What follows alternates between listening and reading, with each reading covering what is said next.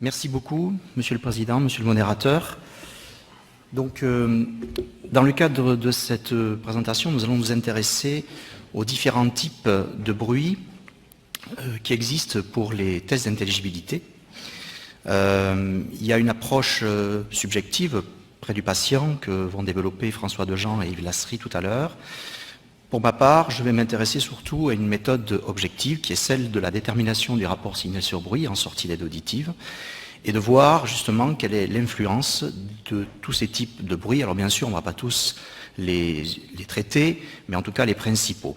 Et essayer de voir si effectivement il y a une forme de corrélation avec les résultats que l'on a. Ah oui, pardon. Excusez-moi. Et donc, il y a une corrélation avec justement les résultats qu'on peut avoir sur le terrain auprès des patients. Alors, les fabricants nous proposent évidemment un arsenal de programmes, d'options, de traitements du signal pour permettre d'améliorer l'intelligibilité. Ça passe par les réducteurs de bruit, mais aussi, ça a été cité plusieurs fois aujourd'hui, sur les performances des systèmes microphoniques directionnels.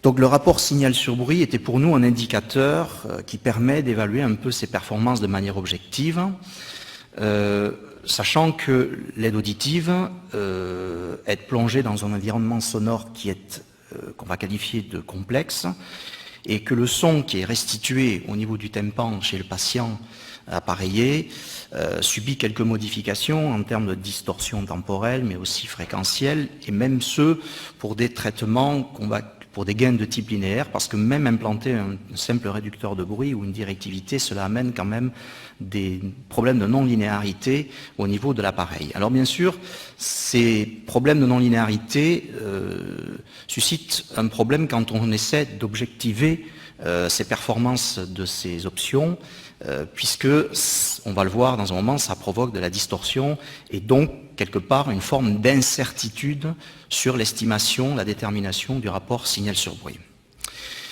La courbe que je montre ici est une courbe qu'on peut trouver dans la littérature chez Chassaing en 2013, qui est une courbe qui met justement le rapport entre ce fameux rapport signal sur bruit objectif et quelque part le pourcentage de mots compris. Bien sûr, c'est une courbe qui évolue considérablement en fonction de la surdité du patient, s'il est appareillé ou pas, et puis surtout avec les outils vocaliques. Donc ici, il s'agit de mots syllabiques, monosyllabiques, mais il y a des tests qui ont été faits justement dans le laboratoire auprès de Yves Lasserie, il en parlera tout à l'heure un tout petit peu, avec d'autres types de matériel sonore, vocal. Alors, là aussi, je ne vais pas m'étaler puisque Christophe Michel en a beaucoup parlé tout à l'heure. Il existe d'autres indicateurs que le rapport signal sur bruit, le S2I, ça a été fortement expliqué tout à l'heure, qu'on peut trouver au travers de certaines chaînes de mesure qui proposent de l'estimer, qui est donc un indicateur qui dépend effectivement de plusieurs paramètres, dont l'importance liée au spectre à long terme de la voix, avec une terme de pondération, l'attribution du message vocal audible dans chaque bande de fréquence. En général, il s'agit effectivement du tiers d'octave ou les bandes critiques, c'est encore mieux sur les 21 bandes. Et puis des termes liés à la distorsion et à la perte auditive et à l'élévation du niveau de voix du patient. Plus anciennement, et donc quand on repart des travaux de French ou Seiberg en 1947, ou encore plus anciennement en 1929, Fleschner et Steinberg, on a donc aussi l'indice articulation qui est très connu, je ne vais pas revenir là-dessus, où il y avait moins de précision que le S2I qu'on a vu tout à l'heure. Il y a aussi un indicateur qui a été cité ce matin, qui est le STI, le Speech Transmission Index, qui est lié en fait à la détermination d'une forme d'intelligibilité liée sur la modulation de paroles et qui est en général dégradé par rapport au bruit, qui est dégradé aussi par rapport à la réverbération. Donc ces indices, il y a eu plusieurs dérives, hein. Il y a eu le STITEL qui est lié à un mode d'intelligibilité dans les télécoms, aussi dans les systèmes de sonorisation, et puis assez connu dans le domaine de l'acoustique des salles, avec le RASTI, qui est donc fortement lié aux réponses impulsionnelles des locaux. Il existe aussi le PSIL, qui est un ancien indicateur qui est lié au niveau de bruit et qui permet donc par des ABAC de savoir si avec tel niveau de bruit on sera capable de pouvoir être compréhensible en ayant une voix modérée, faible ou forte.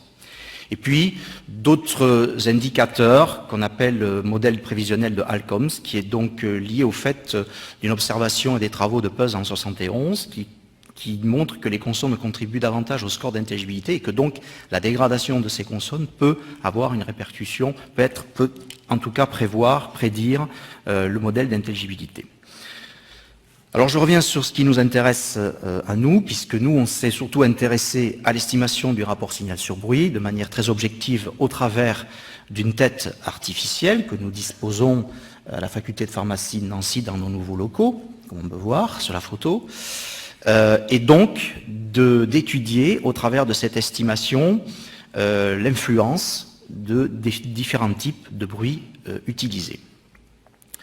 Alors, comme je le disais tout à l'heure, l'environnement complexe fait que finalement ces traitements de signaux sont en général non linéaires, qui apportent donc une forme de distorsion du bruit de fond à l'aide auditive et que nous sommes obligatoirement obligés de tenir compte pour qu'on puisse estimer un rapport signal sur bruit correct. Donc il faut une méthode adaptée au système non linéaire fonctionnant en conditions réalistes, mélange de bruit plus parole comme c'est indiqué. Alors d'abord, il faut de bonnes conditions matérielles, si je puis dire, du local, avec un bruit de fond. Il y a eu des études qui ont été faites à Nancy, avec les travaux de Yaniv Zini en 2013, qui ont montré que si on fait des mesures en champ libre, ce qui est le cas autour de la tête artificielle, bien évidemment, eh bien on doit avoir un bruit de fond qui ne doit pas dépasser 30 décibels A. Sinon, on peut engendrer des pertes moyennes tonales, des erreurs de perte moyenne tonale qui commencent à dépasser 5 décibels HL, donc c'est conseillé de ne pas dépasser cette valeur-là. Mais il y a aussi des conditions sur le champ acoustique autour de la tête artificielle ou autour du sujet testé, en audiométrie vocale dans un champ libre, donc, même si on fait des tests d'intelligibilité dans le bruit, il faut que ce champ acoustique soit le plus homogène possible. Donc il y a eu beaucoup de travail qui ont été faits là-dessus à Nancy. Et quand on a étudié diverses configurations, alors la nôtre, ça sera donc l'utilisation de 5 haut-parleurs, avec ici le signal de parole, et puis ici le signal de bruit qui sera émis par les différents haut-parleurs avant, droit, arrière et arrière. On s'est aperçu que l'homogénéité du champ, ne variant pas plus de 0,8, 1,5 décibels, était à peu près garantie, à peu près assurée, quand les haut-parleurs sont à une distance supérieure à 1 mètre et sont situés dans des secteurs angulaires entre 30, 60, donc ici droite et gauche, et puis 120 et 150 degrés pour l'arrière. Ceci avait été vérifié grâce à une antenne acoustique que l'on voit ici en photo, pour avoir sur le globe l'ensemble du champ acoustique. Donc ça, ce sont des conditions que nous avons respectées. Alors ce nouveau local que nous disposons, qui est traité, nous offre un bruit de fond qui est de l'ordre de 20,3 décibels A, avec des temps de réverbération par bande d'octave qui ont été mesurés ici avec un sonomètre BEK, 2260 pour pas le citer, et qui montrent qu'on a des temps de réverbération qui sont très faibles et bien en dessous de 0,5 à 500 Hz. La plateforme de pilotage que nous utilisons, qui a été développée par Balbine Mayou, qui est postdoctorante à la faculté de pharmacie de Nancy, chez nous, est le suivant. Donc vous avez ici une espèce de schéma bloc. On retrouve donc toute la partie pilotage de la carte son in-out qui est pilotée par un logiciel MATLAB, qui offre la possibilité donc d'acquérir les signaux, bien sûr, issus des 2 oreilles du Kemar, appareillés, et puis bien sûr de piloter les haut-parleurs. Tout ça, il faut bien sûr que ce soit parfaitement synchronisé pour l'acquisition des signaux. Et donc vous avez ici une image, si je puis dire, de cette interface où on peut choisir les haut-parleurs que l'on veut utiliser pour la génération, le type de signal de parole, le type de bruit, régler le niveau de parole, le niveau de bruit pour en déduire bien sûr le RSB au point d'écoute. Il y a la possibilité de simuler par des filtres la surdité, de légère à sévère, avec même des surdités de type bande de ski, et puis de tenir compte éventuellement d'un appareillage éventuel sur les oreilles du Kemar. Toute la partie calibration, c'est très important, évidemment, qui peut être effectuée à partir d'un microphone central placé à la place de la tête, et puis également une calibration à l'issue des microphones de la tête artificielle. Et ici, il y a plusieurs modules qui sont offerts pour permettre de calculer ce rapport signal sur bruit. Je vais donc ici en expliquer un petit peu la méthode. Donc elle est basée sur des travaux 2004 de Hagerman et Olofsson qui donc suscitent le fait qu'on peut faire cette mesure, cette extraction de la parole et du bruit en sortie d'aide auditive en 2 temps, c'est-à-dire d'abord émettre un signal de parole et un signal de bruit. On obtient donc ici un premier signal de sortie, pour lequel on voit apparaître ici un terme E1, qui est un terme de bruit, un terme dû à la distorsion, à la non-linéarité de l'aide auditive, qui est peut-être très faible, mais qu'on ne peut pas négliger. Et puis, de générer, dans un deuxième temps, le même signal de parole et le même bruit, mais en opposition de phase, pour obtenir ici un autre signal de sortie. Et on voit bien, c'est la slide qui va suivre par la suite, que on peut, bien sûr, par soustraction, carrément enlever le bruit pour n'avoir que la parole, mais on aura toujours cette contribution, si faible soit-elle, j'ai envie de dire, de ces bruits qui sont donc responsables de la distorsion. Donc on a ici des signaux que l'on va qualifier comme étant des signaux d'erreur. Alors quand ces signaux d'erreur sont faibles, on a quand même ici, par exemple, sur une liste de mots avec du bruit de type cocktail party, sur le mannequin sans aide auditive pour l'instant, on voit bien ici donc nos deux signaux de sortie que j'ai expliqués juste au-dessus, et si on zoome un tout petit peu la partie qui est entre 2 mots qui émergent, on voit bien que nos 2 signaux qui sont donc représentatifs temporellement du bruit sont bien en opposition de phase, sauf que quand on regarde plus précisément, on voit que ces signaux sont légèrement bruités par justement les signaux petit e1 et petit e2 qui sont ici issus de la non-linéarité, la distorsion de l'appareil. Alors malgré tout, quand on mène cette méthode jusqu'au bout, on peut donc procéder à une étape, je vais dire, de séparation, donc de faire donc la sommation des 2 niveaux de sortie divisés par 2.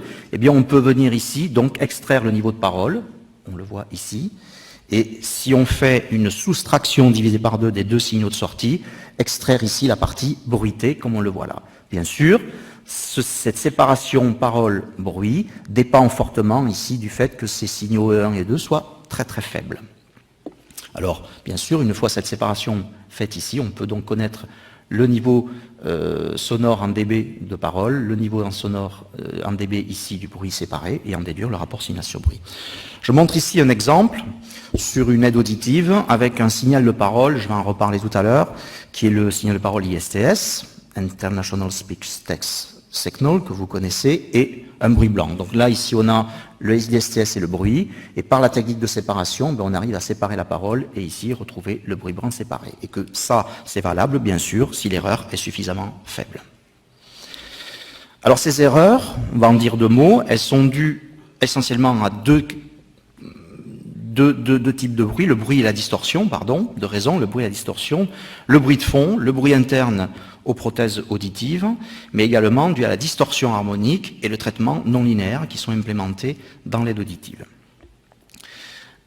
Alors il faut qu'on puisse, pour pouvoir garantir, rendre notre rapport signal sur bruit comme significatif, si je puis dire, pouvoir évaluer ces taux de distorsion, ces taux de non-linéarité.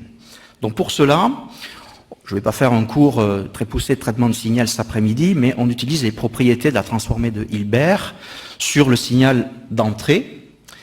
C'est le signal de sortie, donc, au travers des aides auditives placées sur les oreilles du Kemar, vont être rajoutés au premier signal de sortie dont j'ai parlé tout à l'heure.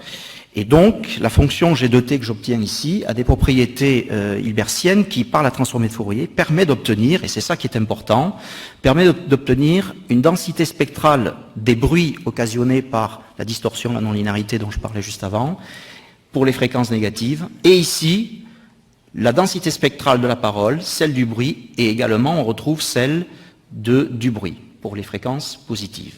En faisant le rapport entre cette densité spectrale que l'on a sur le spectre négatif et celle présente sur le spectre positif, eh bien on peut obtenir ce qu'on appelle un rapport de distorsion signal.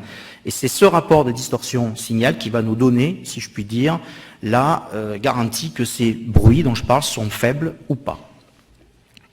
Alors, on considère que si ce rapport de densité spectrale est inférieur à 20 décibels, comme c'est marqué ici, eh bien alors on peut dire que le rapport signal sur bruit que l'on va extraire par cette méthode est très proche du rapport de signal sur bruit de la parole pure et celui du bruit. Alors je vais montrer un exemple d'une aide auditive qui est placée à un point d'écoute sur le Kmart avec un rapport signal sur bruit au point d'écoute de plus 5 dB. Le signal de parole est un signal ISTS. Le bruit qui est généré par les 4 haut-parleurs autour, comme je le montrais tout à l'heure sur la configuration avec les haut-parleurs, est un signal de cocktail party. Il est émis à 65 dB, le signal de parole à 70. L'aide auditive est dotée de 2 programmes. Un programme de réducteur de bruit avec un gain linéaire sur une surdité de type légère et le programme toit avec une directivité. Donc on voit ici ce fameux rapport signal-distorsion pour les 2 programmes et puis aussi également sans aide auditive. Et on voit que très nettement, ces rapports signal sur bruit sont inférieurs, alors c'est dommage, le trait ne doit pas être là, à 20 décibels. Alors 20 décibels, c'est une limite qu'on retrouve dans la littérature pour considérer, une espèce comme un seuil, pour considérer que la mesure du rapport signal sur bruit que l'on va en faire sera correcte. Ici, on peut voir qu'elle est à peu près correcte entre 200 Hz et 8 kg. Alors qu'est-ce que ça donne?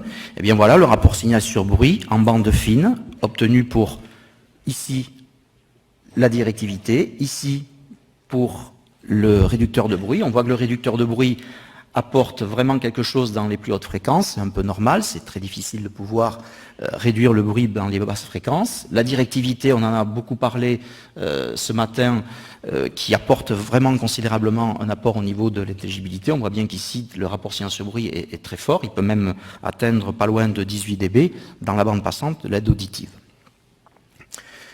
Alors, qu'est-ce qu'on a fait par la suite? Eh bien, on a choisi de tracer non pas un RSB de chaque programme en fonction de la fréquence, mais de tracer un gain de RSB, c'est-à-dire la différence entre le RSB obtenu avec les programmes et sans aide auditive. Donc c'est ce qu'on obtient ici sur le graphe de droite, où on voit très clairement que ici, le réducteur de bruit apporte un gain assez important dans les fréquences qui sont après 3-4 kg. On a quelques nœuds de directivité, hein, on obtient ça en général sur les aides auditives, c'est tout à fait normal. Et de là, il faut qu'on arrive à converger vers une seule valeur représentative de ce gain. Donc on a fait d'abord une première approche par bande d'octaves que je montre ici, et puis on a retenu finalement une moyenne de ces gains sur l'ensemble des fréquences par bande d'octaves. Pour le programme 2, donc on aura effectivement, ça a été dit tout à l'heure, un gain qui avoisine 2 décibels, ce qui n'est pas important, alors que la directivité, on peut atteindre jusqu'à un peu plus de 13 décibels. Et je rajouterai 2 étoiles en disant que ces valeurs, même un peu comme on le fait quand on fait des statistiques, elles sont significativement garanties parce que le rapport signal de distorsion dont je parlais tout à l'heure est bien inférieur à 20 décibels. Alors la technique que j'ai présentée, maintenant, eh bien, nous avons tout simplement étudié différents types de bruits et voir comment, sur une aide auditive, avec ce type de programme que j'ai présenté, eh bien, comment ces bruits se comportaient et comment le rapport signal sur bruit évoluait. Alors le signal de parole, j'ai dit, c'était un ISTS. On va en parler dans un petit moment. Et puis on a testé 11 bruits, on aurait pu en faire plus. Des bruits blancs modulés, du bruit rose, de l'ICRA, du cocktail party, l'OVG, l'ILTA SSS qu'on a parlé ce matin, un bruit d'open space, parce que c'est de plus en plus d'actualité d'avoir du bruit d'open space, et puis aussi le babble noise. Alors ces différents bruits, je vais simplement un petit peu vous les présenter. Vous avez ici le spectre, la densité spectrale, et puis ici un avant-goût un petit peu du spectrogramme. Alors l'ISTS, c'est une locatrice qui lit un texte dans 6 langues différentes, donc je ne sais pas si ça va marcher. Apparemment non, j'avais quand même pris mon ordinateur rien que pour ça, mais c'est...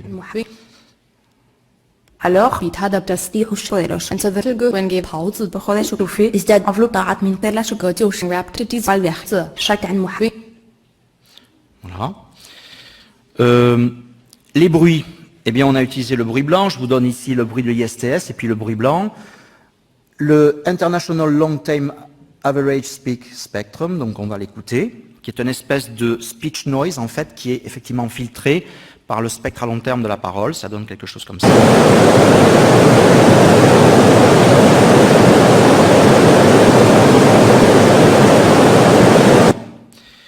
Du bruit rose, bon, tout le monde le connaît, je pense que voilà.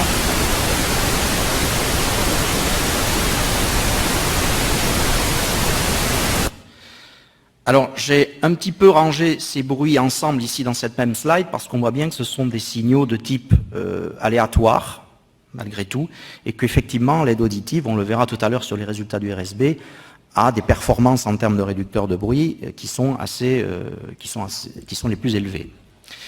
On a beaucoup utilisé évidemment du bruit blanc modulé avec l'enveloppe temporelle d'une personne, de 3 personnes, et ici de 5 personnes. Donc je vous montre, je vous fais écouter à quoi ça ressemble.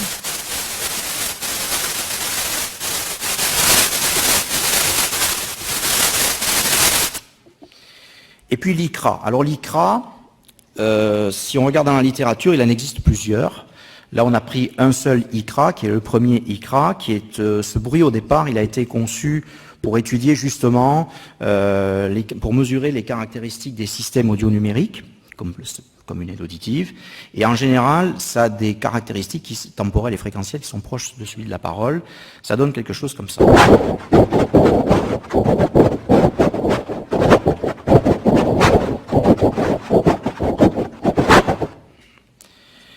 On remarque quand même qu'au-delà d'1 kilo, il n'y a pas beaucoup d'énergie, et ça va avoir une conséquence justement sur les résultats qu'on va obtenir, en tout cas pour ce type de ICRA, sur les résultats sur le rapport signal sur bruit. L'onde vocale de Dodley, donc, qui est donc voix de 2 couples, l'un parlant français et l'autre anglais. Léon m'a bien demandé de spécifier qu'il s'agissait d'un couple homme-femme, hein, voilà.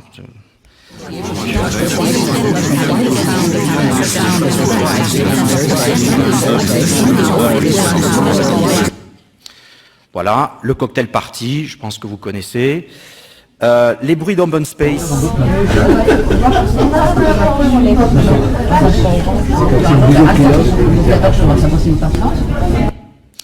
Et puis le bubble noise.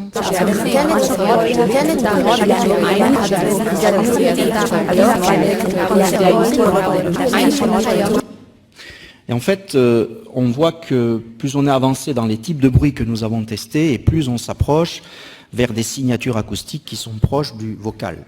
D'accord ? Alors les résultats qu'on a obtenus sont ceux-là. Là, vous avez ici, en fait, ce fameux gain du rapport signal sur bruit, avec plusieurs types de rapport signal sur bruit au point d'écoute, qui vont de -5 à +10, pour tous ces différents types de bruit. Alors on s'aperçoit que, en fait, ces gains de rapport signal sur bruit augmentent, bien sûr, avec le rapport signal sur bruit d'entrée, mais qu'à un moment donné, dès qu'on est au-delà de 10, enfin au-delà de 5 et proche de 10, pardon, eh bien, à un moment donné, finalement, la différence entre le rapport signal sur bruit du programme réducteur ou directivité et sans aide auditive a atteint, si je puis dire, son maximum. C'est pour ça qu'en général, ça diminue. On constate quand même qu'on a une catégorie de bruit pour lequel on a des performances en termes de gains qui atteignent péniblement 2,5, 3 décibels et encore, pour les bruits qui sont pour les signaux de type aléatoire. Et c'est beaucoup plus facile pour une aide auditive, ne serait-ce que par l'utilisation des filtres de Wiener, de pouvoir réduire le bruit pour ces bruits-là. On a des gains de rapport signal sur bruit qui sont un petit peu plus faibles pour le cocktail party, l'OVG, l'open space ou le bubble noise. Cela dit, j'aurais tendance un peu, et c'est un peu la conclusion que je vais donner dans un moment, j'aurais tendance à les retenir parce que ce sont quand même des bruits qui sont beaucoup plus proches du quotidien que ne sont des bruits blancs. Voilà. Par contre, pour le son ICRA, que j'ai présenté tout à l'heure, on a des performances qui ne sont pas bonnes du tout. Et c'est assez logique, on va le voir aussi pour le programme 3 au niveau de la directivité, parce que, étant donné qu'il est très fortement chargé jusqu'à 1 kg, les performances des traitements qui sont dans les aides auditives commencent en général après.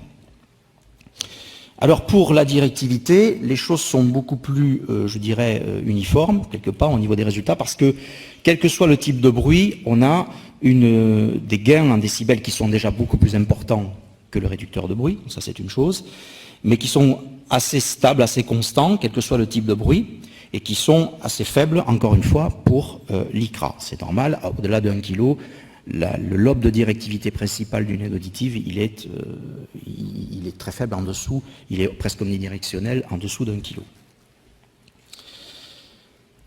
Alors au niveau de cette étude et des recommandations que je devrais dire pour ajouter un petit peu sur la méthode de cette étude que nous avons réalisée, c'est qu'il faut bien prendre en compte le temps de réponse des réducteurs de bruit. Donc si vous voulez, l'estimation du RSB, je ne l'ai pas dit tout à l'heure quand j'ai détaillé la méthode, mais quand on procède à l'acquisition des signaux, il faut attendre au moins 20 secondes, oui, j'ai bientôt terminé. 20 secondes, au moins 30 secondes, et ça dépend des aides auditives, ça dépend des gammes. On n'a pas pour ça un temps de réponse qui est constant. Il y a une chose aussi que je précise, c'est que l'antilarsen, alors évidemment il est utile pour le patient, mais pour faire une mesure objective du RSB par la méthode que je vous ai expliquée, c'est à prohiber complètement, parce que l'antilarsen provoque des rotations de phase qui font que finalement la non-linéarité, eh bien, elle est très importante, et du coup on n'a aucune valeur qui est correcte au niveau du RSB, donc c'est toujours désactivé pour notre étude. En conclusion, j'y arrive. Donc l'influence des bruits sur l'estimation du RSB, on va dire que sur le cocktail party, l'OVG, le bubble noise, c'est là où on obtient des résultats qui sont pas forcément les plus élevés, mais ce sont des bruits qu'on retrouve au quotidien et donc que je conseille d'utiliser pour, en tout cas, la mesure objective, mais on verra tout à l'heure que de manière subjective auprès des patients, c'est aussi le conseil que va donner François Dejean. Les signaux de type aléatoire, bruit blanc, tout ça, bon, les RSB sont élevés, mais ce n'est pas les signaux représentatifs.